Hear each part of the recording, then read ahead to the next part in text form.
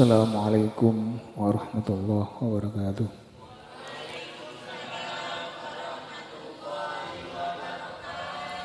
Alhamdulillah rabbil alamin. Wassalatu wassalamu ala asyrafil anbiya wal mursalin Sayyidina Muhammadin wa ala alihi wa sahbihi ajma'in, amma ba'du. Hadirin jemaah yang dirahmati Allah, alhamdulillah malam hari ini kita masih diberi kesempatan oleh Allah untuk berkumpul dalam melaksanakan zikir bersama-sama di malam Jumat Kliwon. Salawat dan salam kita curahkan kepada junjungan kita Nabi besar Muhammad sallallahu alaihi wasallam. Semoga senantiasa kita mendapat syafaatnya dari dunia sampai akhirat nanti. Amin ya rabbal alamin. Hadirin jemaah yang dirahmati Allah, alhamdulillah dengan keadaan yang seperti ini kita masih Allah berikan kesempatan untuk berzikir kepadanya, untuk berselawat kepada Rasulullah sallallahu alaihi wasallam. Kita harus mengkaji diri, jangan cuma saya perintahkan selalu kalian berzikir. Tapi saya lihat semakin kesini zikir sampean itu tidak nyambung sama saya. Apa tidak zikir?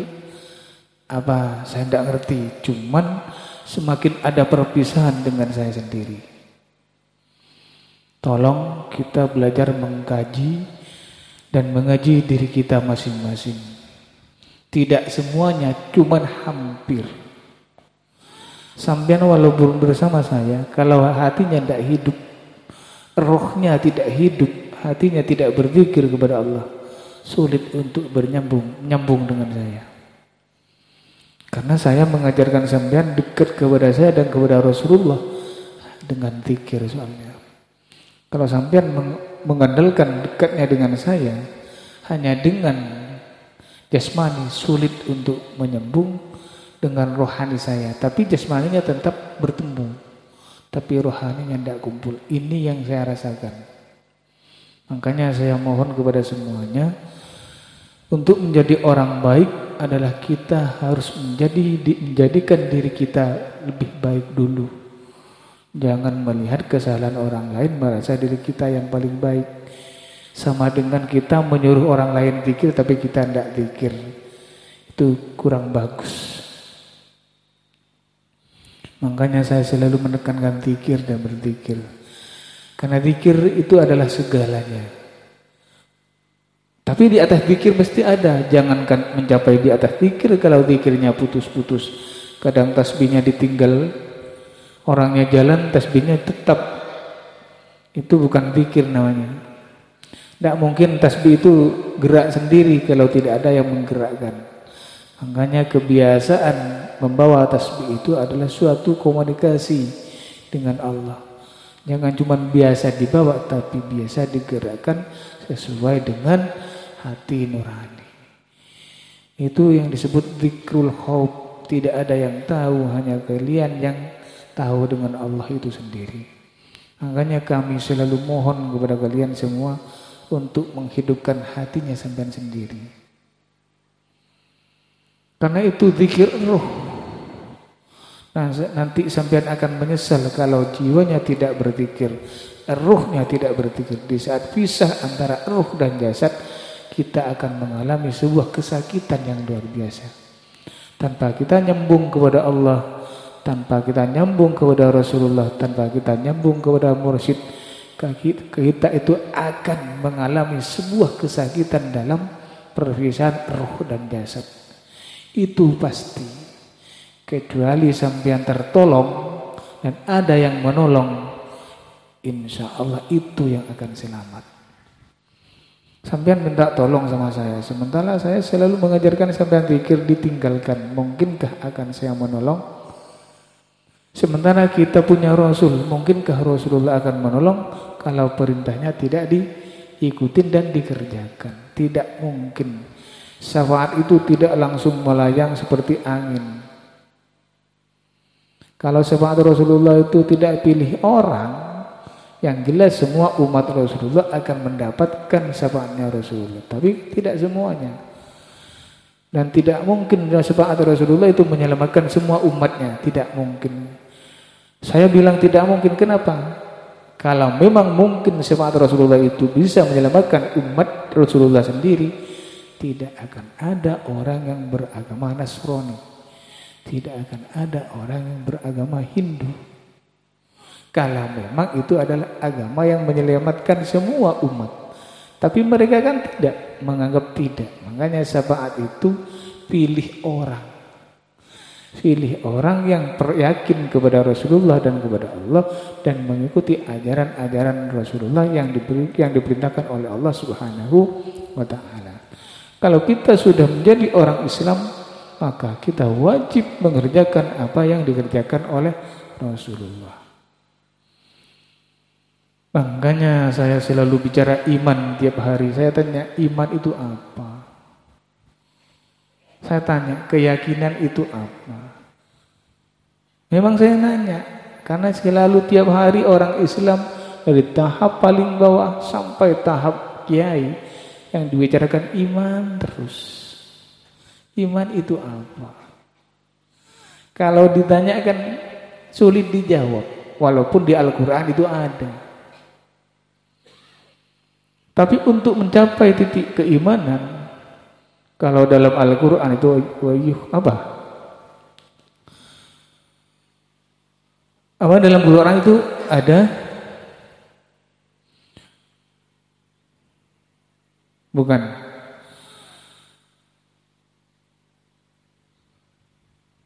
Ada dalam Al-Quran, Allah akan membersihkan. Ini maknanya, pengertiannya Allah akan membersihkan. Orang beriman itu ya Allah yang sudah membersihkan jiwanya orang itu dari semua penyakit, dari segala penyakit, dengki, iri, semuanya dari maksiat, semuanya Allah berikan diganti dengan cahaya, diganti dengan nur. Wa yakhrujuna wa yukhrijuna minadz-dzulumati ilan nur. Itu udah, tapi di depannya itu ada. Kenapa tak? Apa? Nah, Allah akan membersihkan jiwanya seseorang, tapi diganti dengan cahaya. Itu orang beriman. Tapi untuk mencapai titik ke sana, saya kaji, orang itu harus banyak berzikir kepada Allah. Kenapa? Tanpa orang itu dekat kepada Allah, tidak mungkin Allah akan membersihkan jiwanya. Kalau sudah bersih jiwanya, insya Allah sampean jangankan cuman maksiat, serakah pun tidak akan mungkin. Ambisi pun tidak akan mungkin. Apalagi gila. Kadang orang itu gila, kadang enggak, gila-gilaan ada. Tidak akan mungkin sampai ke sana nanti. Kalau sudah Allah sendiri yang memberi. Ini bedanya kita dengan Rasulullah. Kalau Rasulullah itu dibersihkan memang mulai sejak dalam kandungan, bukan sejak lahir. Dimaksum sampai gelarnya bukan cuma dibersihkan, tapi dimaksum sebelum dan sesudahnya. Berarti kan sudah bersih. Kalau kita dibersihkan oleh Allah dari penyakit serakah, dari penyakit hati, dari penyakit riya, semuanya Allah bersihkan. Dan Allah ganti dengan cahaya Allah itu sendiri. Untuk apa? Untuk menerima dan menjalankan takdirnya yang telah diberikan oleh Allah kepada orang itu sendiri. Makanya kita itu gampang mengikuti ajaran Rasulullah kalau sudah seperti itu.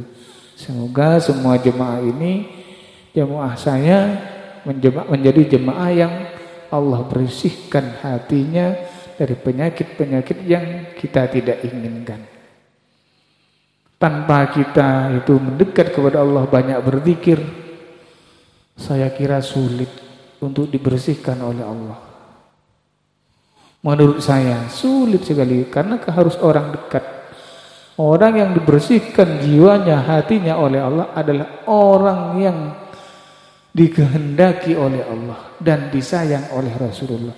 Kalau sudah disayang oleh Rasulullah, maka Rasulullah sendiri yang akan menyampaikan kepada Allah, dan Allah akan menghendaki apa yang disampaikan oleh Rasulullah. Akhirnya diri kita semua dibersihkan jiwanya oleh Allah itu sendiri, bukan oleh Rasulullah, tapi oleh Allah itu sendiri.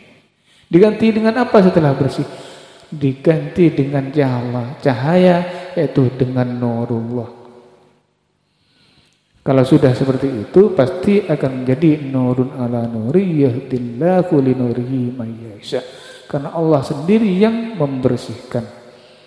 Semoga kita semua menjadi orang-orang yang seperti itu, agar hidup kita selalu bermanfaat di dunia dan akhirat nanti. Makanya saya mohon kepada kalian semua untuk banyak berpikir kepada Allah. Tanpa kita banyak berpikir, sulit untuk disayang dan menjadi kehendaknya Allah. Hanya nitip itu saja dan banyak bersolawat kepada Rasulullah. Saya nitip dua itu, zikir dan solawat. Tanpa kita seperti itu, kalau kita sulit menuju Allah, harus kita lewat Rasulullah. Sangat sulit kita menuju Rasulullah, menuju Allah, kita harus lewat Rasulullah. Kita harus lewat sholawat dulu kepada Rasulullah, baru kita menuju Allah. Kalau kita sangat sulit. Karena untuk mencapai kun fayakunnya Allah, doa itu bisa dirasakan apa yang kita minta, harus lewat dari kekasihnya dulu, baru kepada Allah. Kecuali kita sudah menjadi teman akrabnya, teman karibnya sang kekasih itu sendiri, maka kemungkinan besar orang itu akan mendapatkan kun fayakunnya Allah. Kita itu tidak perlu terbang, kita itu tidak perlu sakti, cukup kita sudah tidak susah, sudah cukup di dunia. Tidak merasakan susah, tidak merasakan resah, sudah cukup menurut saya pribadi. Tapi kita pasti diuji oleh Allah. Kalau saya sendiri ini, walaupun saya tidak merasa susah, tidak ada rasa sedih, tidak ada rasa takut, tapi saya diuji oleh Allah dengan rasa sakit, sehingga semua rasa itu saya juga rasakan. Kalau sudah sakit, bilang pikiran itu, sudah sakit lagi, yang kemarin belum selesai ganti lagi. Ini kan rasa itu kan dirasakan, rasa sakit dirasakan. Kalau rasa sakit itu tidak mungkin secara zahir, pasti lahir batin merasakan sakit. Itu bedanya. Sampai saya konsultasi kepada Rasulullah, nanya, ya Rasulullah, gimana caranya untuk menghilangkan rasa sakit? Tidak bisa, saya pun juga seperti itu, kata Rasulullah. Saya dulu pun juga seperti itu, kalau sakit lahir batin. Cuman tetap ada perbedaan antara sakit itu dengan nikmat yang lain, itu ada. Cuman kalau sudah batuk, sudah, ya Allah, sudah datang lagi batuk ini. Kenapa? Kalau sudah batuk, kalau saya kan sesak soalnya, pasti sudah itu terhantui. Untuk menghilangkan rasa itu tidak bisa, karena memang datang dengan sendirinya. Batuk itu tanpa kita curigai sudah datang. Akhirnya seperti itu. Makanya saya pasti mengalami rasa sakit lahir batin, itu yang saya rasakan. Yang lain dari itu tidak pernah. Saya takut tidak punya uang, belum pernah saya merasakan seperti itu. Besok saya takut tidak punya uang, saya belum pernah merasakan seperti itu dan belum pernah merasakan takut. Karena saya yakin Allah itu adalah segalanya. Dan Allah yang punya segalanya, selalu saya merasakan dengan Allah sendiri. Karena orang merasa bersama Allah itu ada dua. Satu, merasa bersama dengan Allah tapi pikirannya dikala ingat. Ada orang bersama dengan Allah, memang jiwanya yang selalu merasa bersama dengan Allah, sehingga napas pun yang keluar masuk itu tidak dirasakan milik kita, tapi itu milik Allah. Ini sudah tingkat yang paling akhir. Ada orang merasa bersama Allah setelah akalnya ingat, pikirannya ingat. Karena kiai bilang disuruh ingat, tapi itu bagus. Harus dimasukkan dulu itu, harus dimasukkan. Nanti akan Allah satukan dengan jiwa kalian semua, bahwa Allah selalu bersama dengan kita. Sampai keluar masuk nafas pun itu adalah milik Allah itu sendiri. Selalu lafal Allah dan lafal Allah yang keluar dan masuk itu. Itu sudah tahapan segalanya. Di atas keyakinan itu, karena orang itu selalu dan setiap saat bersama dengan Allah. dan bersama dan ditemani oleh Rasulullah. Kalau kita sudah merasa dalam jiwa kita bersama dengan Allah, jangan lupa di dekat kita ada Rasulullah yang mendampingi. Karena tidak mungkin Allah itu bersama kita tanpa kita bersama dengan Rasulullah. Maka Allah dan Rasulullah itu tidak bisa dipisah. Besok pun di surganya Allah kita tidak akan bisa bertemu dengan Allah tanpa kita ditemani oleh Rasulullah Sallallahu Alaihi Wasallam. Makanya untuk bersama dengan Allah harus kita merasa ditemani Rasulullah setiap langkah. Kalau napas kita kita selalu bersama dengan Allah, maka ingatan kita harus selalu bersama dengan Rasulullah. Itu baru kita akan ingat terus. Memang berat kalau dipikir, kalau dilaksanakan tidak akan berat. Dilaksanakan aja, pikir dulu banyak. Sehingga Allah punya kehendak pada kita, sehingga kita dibersihkan jiwa. Kalau sudah jiwa bersih, apa yang tidak bisa? Lalu Allah ganti dengan cahaya, dengan nur Allah itu sendiri, apa yang tidak bisa? Di dalam diri kita ada nur Muhammad, lalu Allah masukkan nurullah dengan kehendaknya Allah itu sendiri. Ya semuanya akan menjadi Allah, cuman fisiknya kita, tapi dalamnya yaitu selalu bersama dengan Allah. Sampai keluar masuknya nafas itu hanya Allah. Ini sudah tingkat terakhir. Saya tidak tahu ini tingkat apa, cuman ini sudah terakhir. Kalau sampean nyampe di tingkat itu sudah tidak berebutan apa, berarti kita sudah akan menikmati kehidupan itu sendiri. Pasti nikmat hidup itu nikmat. Hidup itu akan bahagia. Karena di dalam diri manusia itu sudah bersih. Kenapa Allah membersihkan? Karena kita adalah orang yang pernah berbuat dosa. Sahabat pun juga seperti itu. Sayyidina Abu Bakar, Umar, Utsman, Ali itu Allah bersihkan jiwanya. Dan diganti dengan cahaya. Cahaya apa? Cahaya ilahi Rabbi. Semua yang 4 sahabat itu seperti itu. Dan sahabat-sahabat yang lain, termasuk yang malhab yang 4 itu. Kalau tidak seperti itu, tidak mungkin selalu bersama dengan Allah. Gimana mau bersama? Kalau hatinya belum dijadikan tetap banyak dosanya. Karena orang yang seperti itu sebetulnya tidak pernah memikirkan dosa. Cuman tidak berbuat dosa. Artinya dosa yang dulu tidak dipikirkan tapi tidak mengulang lagi seperti itu. Tidak memikirkan dosa tapi berbuat dosa terus tiap hari, itu fatal namanya. Akhirnya kita itu tidak memikirkan dosa, tidak pernah memikirkan pahala, hanya ingin dekat kepada Allah tanpa kita membawa apapun, tanpa kita membawa sesuatu apapun kepada Allah. Kita ingin mendekat, ingin jadi orang mendekat. Walaupun kita orang yang banyak dosa, tapi kita tidak ingin berbuat dosa lagi, dan kita tidak ingin mendekat bukan karena ingin minta diampuni kepada Allah, terserah urusan Allah. Tapi terus berzikir dan berzikir sampai kita menyatu dengan zikir Allah itu sendiri. Kalau sudah kita menyatu, yang jelas kita sudah hampir akan dibersihkan oleh Allah jiwa kita.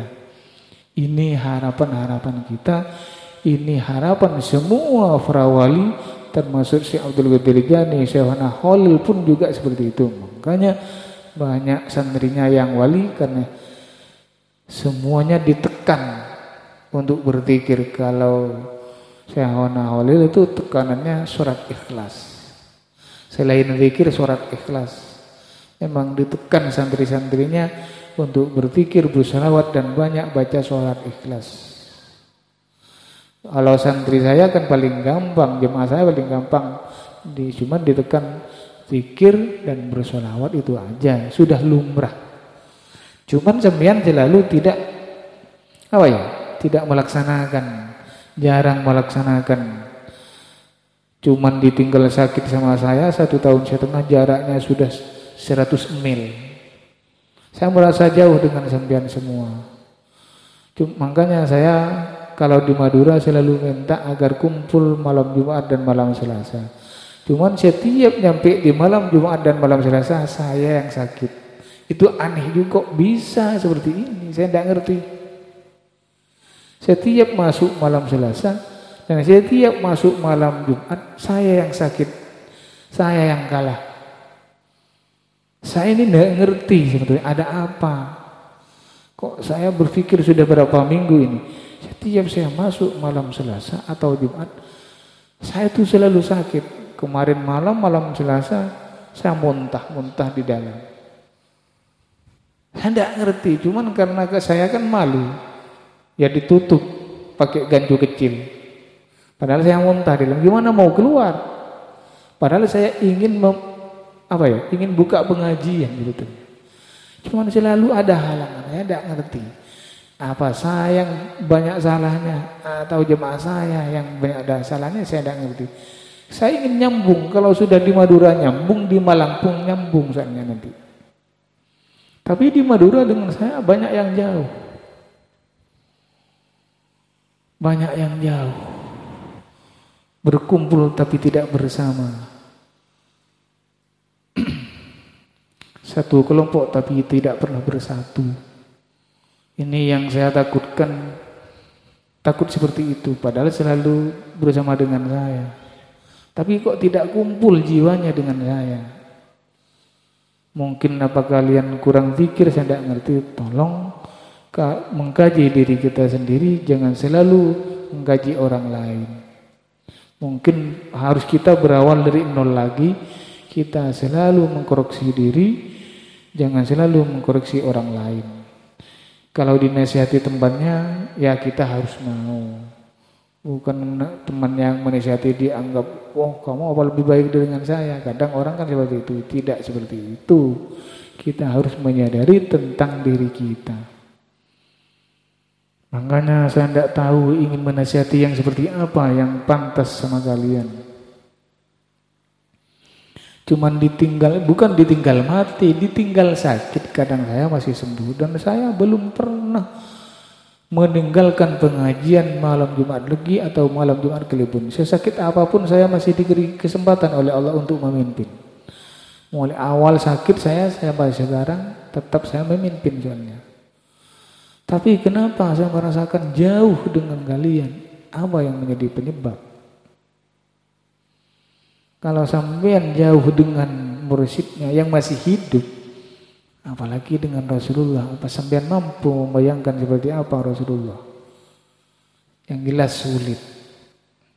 Makanya saya himbau mulai sejak saat ini ke belakang ini, sampean hanya satu, banyak berzikir, banyak berusaha lewat itu, pasti nyambung dengan saya. Saya yakin gitu. Karena saya, walaupun saya tidak pegang tasbih, jangan kalian kira saya tidak berzikir.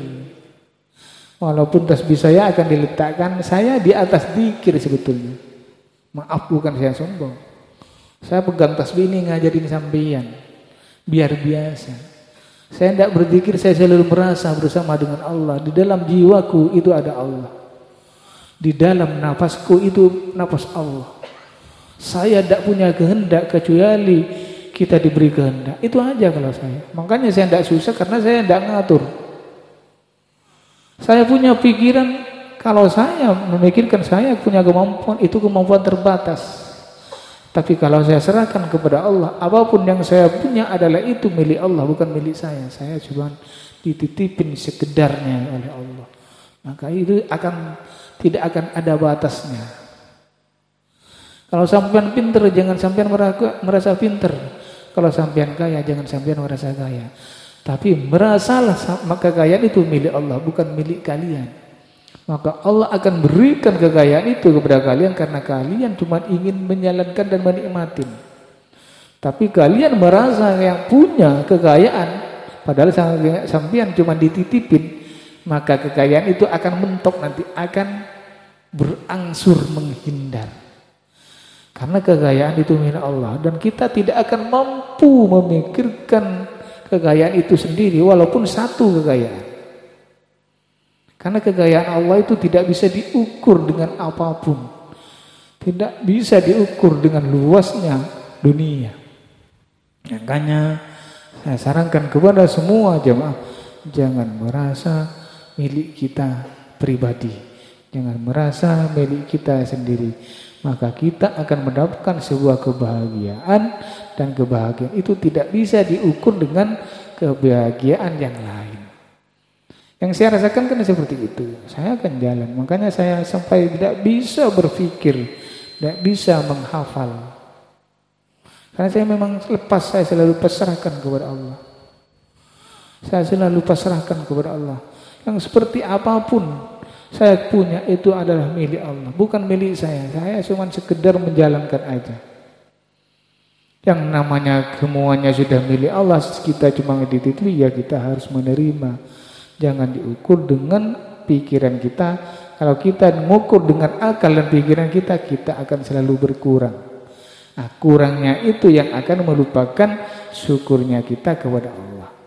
Kalau kita cuma sekedar merasa dititipin, maka kita selalu akan bersyukur kepada Allah bahwa semuanya adalah anugerah dari Allah itu sendiri. Ini titipan saya kepada kalian semua.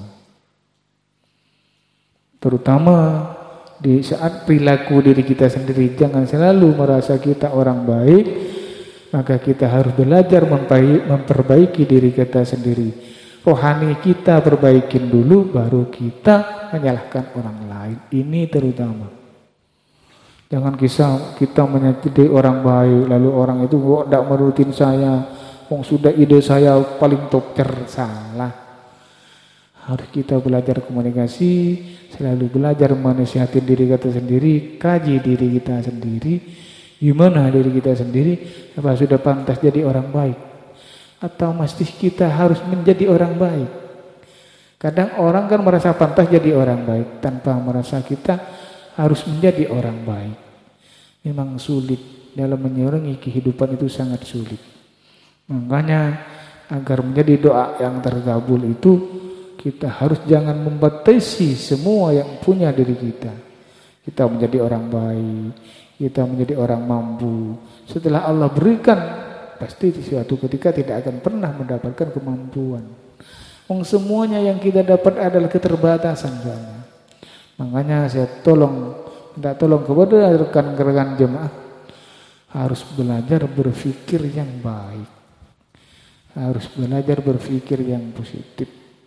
Apa yang kita dapat semoga menjadi anugerah yang terindah dari Allah, agar semuanya tetap berjaya, agar semuanya tetap menjadi bekal dunia dan akhirat nanti.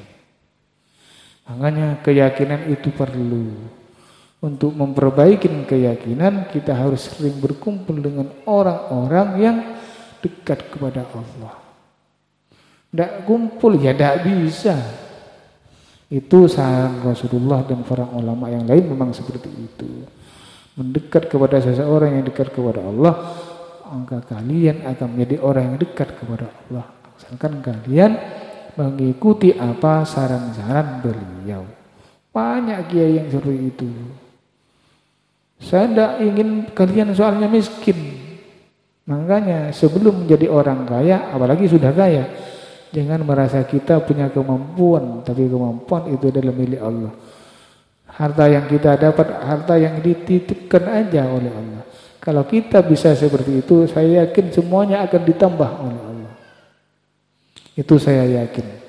Makanya saya mohon kepada semua jemaah, dari 0 sampai 10 kita titipkan kepada Allah, kita pasrahkan kepada Allah.